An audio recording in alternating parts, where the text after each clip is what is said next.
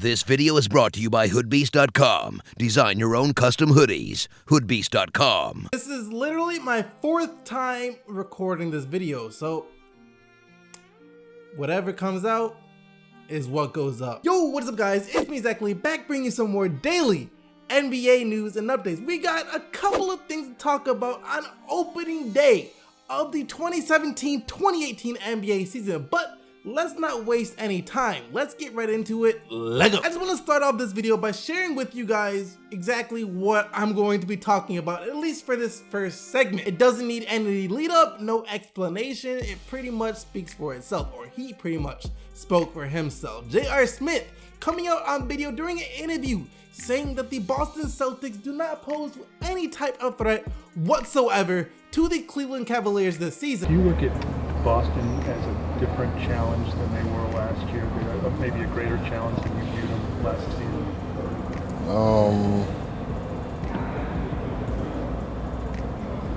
Not really. I mean, honestly. I mean, they have Kai, but last year they had Isaiah. I mean, Avery and Goran. I mean, give or take, they obviously bring different things to the floor. You know, Goran's a better offensive player, but obviously Avery's a better defender. So pretty much, you could say wash there. I mean, nobody really knows what people are expecting good things from Tatum, so he's a rookie, so I can't really, go there with him. Al's going to be Al, pick and pop guy, doesn't really roll as much. And so, I mean, Jalen has obviously gotten better, so, I think they're the same.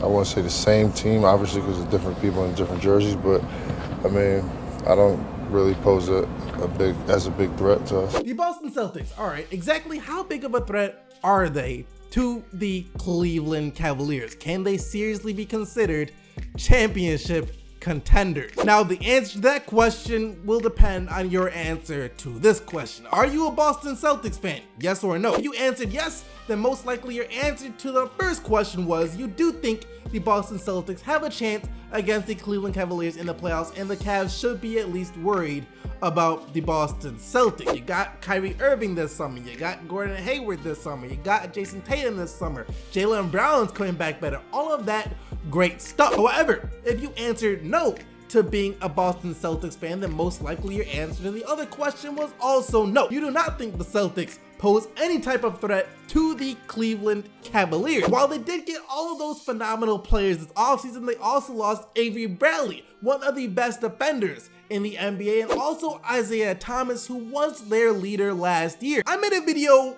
just a couple of days ago actually, and in that video I said there were 6 teams in which I thought had a sliver of a chance of winning a championship this year. The San Antonio Spurs, the Cleveland Cavaliers, the Oklahoma City Thunder, the Houston Rockets, the Golden State Warriors, and then if everything goes absolutely right, maybe the Minnesota Timberwolves might have a slight chance as well. Do you guys know what the most commented comment was after I made that video? What about the Boston Celtics? Where are the Celtics? The Celtics can win too. How are you sleeping on the Celtics? Stop disrespecting the Boston Celtics. Celtics fans I already know are going to absolutely hate me for what I am about to say, but the truth is I did not forget about the Boston Celtics when I was listing off those other teams. The truth is I didn't feel comfortable putting the Celtics up there with those other teams. Here's the thing, you look at all those other teams I mentioned, you can come up with an argument as to why they can beat the Golden State Warriors for a chance to win a championship this year, because we all know in order to win a championship, you're gonna have to get through the Golden State Warriors. All those teams have something that can put them up there with the Golden State Warriors. Maybe they're better in this category, or they have this player that is the Warriors' weakness, anything like that. And then you look at the Boston Celtics, and they have none of that. There is nothing you can say about the Boston Celtics to make a legit argument as to why they will be able to beat the Golden State Warriors. Are they a better offensive team? No. Are they a better defensive team? No. Are they a better perimeter team? No. Are they a better post-scoring team? No. Are they a better rebounding team? Hell no. There just isn't anything you could say about the Boston Celtics to rationalize them beating the Golden State Warriors. For all those other teams, you can at least make a bit of an argument. And once again, this isn't me hating on the Boston Celtics. I have said it plenty of times this summer that I think the Celtics have had a phenomenal offseason. Would have been the best offseason had it not been for the Oklahoma City Thunder. I like the move they made for getting Kyrie Irving. I like the signing of Gordon Hayward. There's a lot of positive about this team, and I think in 2 or 3 years, they will be serious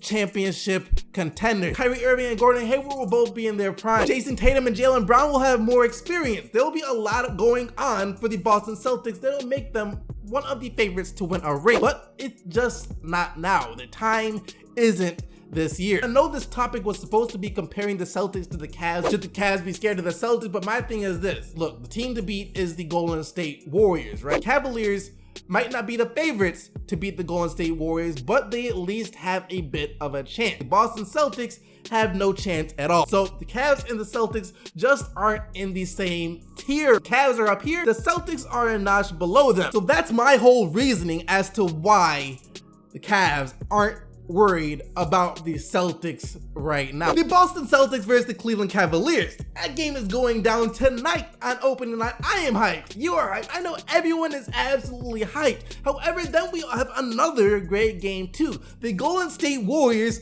versus the Houston Rockets. I also talked about this a couple of days ago when I talked about what Mike D'Antoni thought about his team's, the Houston Rockets matchup against the Warriors this year, when he said that you're not gonna stop them. It's just not gonna happen. They're not gonna stop us either. Basically what he said was, you know, it's all gonna come down to a shootout. If we're gonna beat the Warriors, it's gonna be in a shootout. Defense is irrelevant at this point. Yesterday, Draymond Green also talked on this topic and gave his opinions on what he thinks about what Mike D'Antoni said, as well as what the Houston Rockets did to challenge the Golden State Warriors with their offseason moves. And this is what he had to say. I guess he took some risks, referring to GM Daryl Morey. He got Chris Paul. He's a man of his word. He took some risks. I don't know how serious they take defense with that comment, but they added some good defensive players. They wanted to be a shootout, which is fine, but we're gonna play some defense. We score pretty well, but we're a good defensive team too. So we're going to play some defense. That's what it's going to come down to when these two teams meet each other this year. Both of the teams, fantastic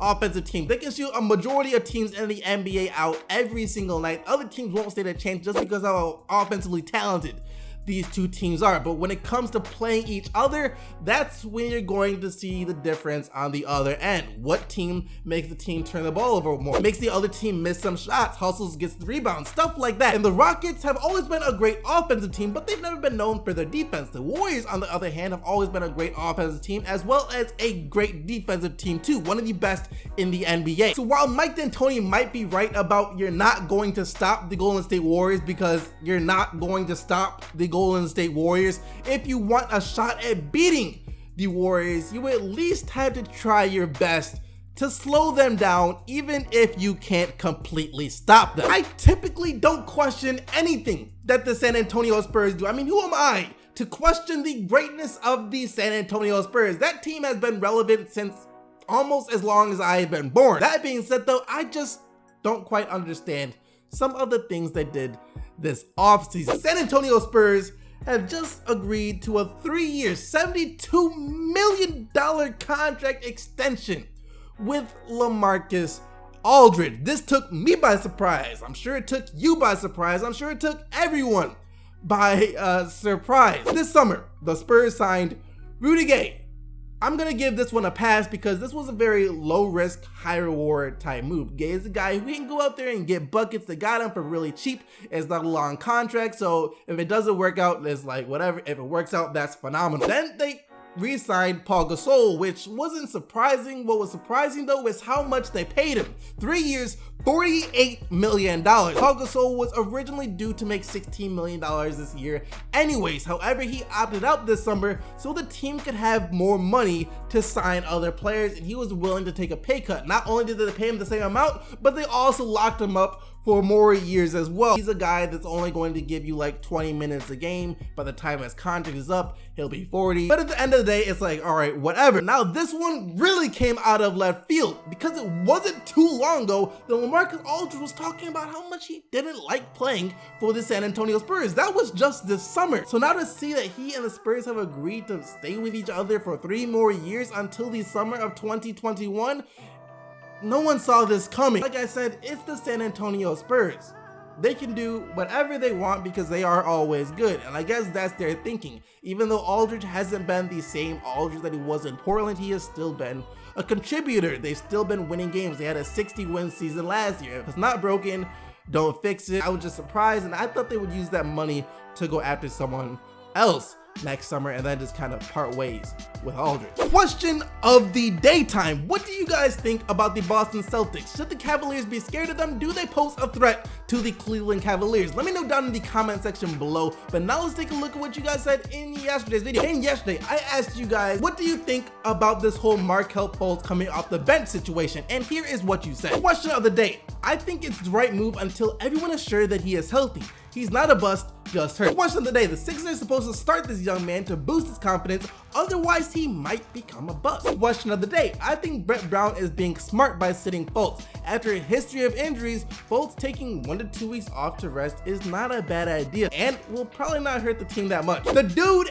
ain't a bust. So many people are already calling Markelle Fultz a bust, and it's ridiculous because you can't call any rookie a bust at this point. It is way too, they haven't even played halfway, they haven't even played a single regular season game yet, so there's no way you can label anyone a bust. And the whole reason for him coming off the bench is because he's not 100%. Obviously, he has the shoulder injury, which caused him to adjust his shooting form to one of the ugliest forms that I've seen in quite some time, and I agree with this approach. I just hope nothing is seriously wrong, and I still have faith that Markelle Fultz will be a great scorer in the NBA. That's going to do it for today, guys. Let me know what you think about all of this down in the comment section below. Leave a like on the video if you enjoyed it, and don't forget to subscribe and turn on post notifications for more daily NBA videos. And until tomorrow, keep getting the